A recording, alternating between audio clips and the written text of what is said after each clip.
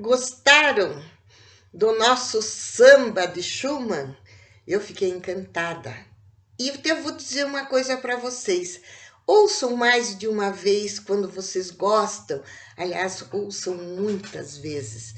Eu fico insistindo, ouvindo, ouvindo. Cada vez eu me apaixono mais por aquelas músicas que têm o primeiro impacto, assim, que eu gosto muito. Esse intermezzo de Schumann, ele é maravilhoso. Mas vamos voltar à vida de Schumann. Quando ele conheceu, assistiu Clara tocando aos 9 anos numa apresentação, ele ficou encantado com a desenvoltura, com a performance pianística de Clara, daquela menina, e isso que o entusiasmou muito de estudar com o pai dela. Então, como já falei, ele mudou-se para a casa do pai, né, de Clara, e começou a estudar piano. Ele ficou 1 ano nesse estudo e teve um progresso muito grande como pianista, e ele era um jovem inquieto. A gente vai saber que depois ele teve problemas, já se apresentavam nessa idade dele, problemas mentais. Ele ficou inquieto e quis ficar 1 ano em Heidelberg, que é uma cidade também muito culta e intelectual da Alemanha, e lá também tem curso de direito. Ele se transferiu para Heidelberg e voltou para o curso de direito, já estava no 2º ano, e começou a se apresentar em Heidelberg como pianista, e já com algumas composições suas. E ele fez muito sucesso. Já começou a ser reconhecido. Esse ano em Heidelberg, definiu para Schumann que o caminho dele seria a música e seria ser um concertista de piano. Ele estava muito entusiasmado com isso.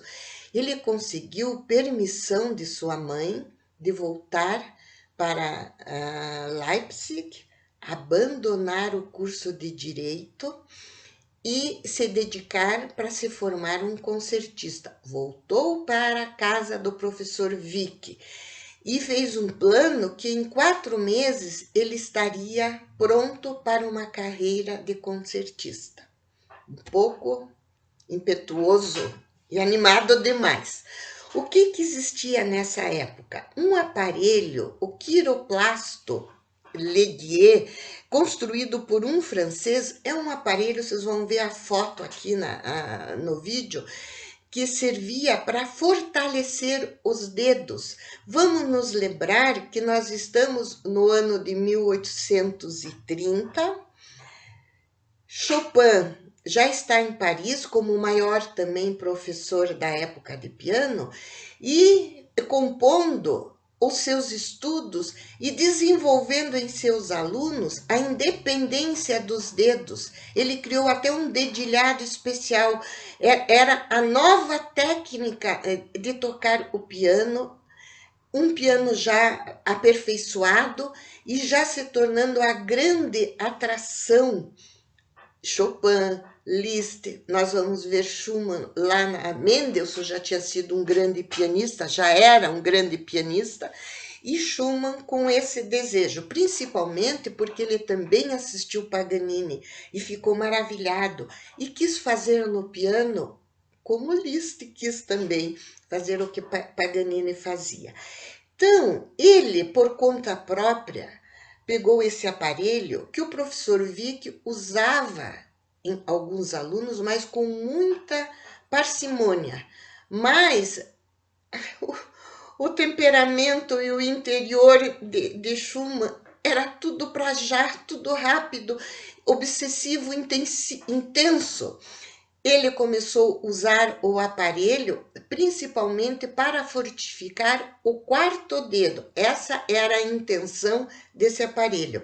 É interessante porque se nós observarmos, o dedo mais difícil, menos ágil é o 4º, porque ele tem o ligamento dele preso no 3º. Ele não é independente, o 3º é independente, o 4º já é mais difícil.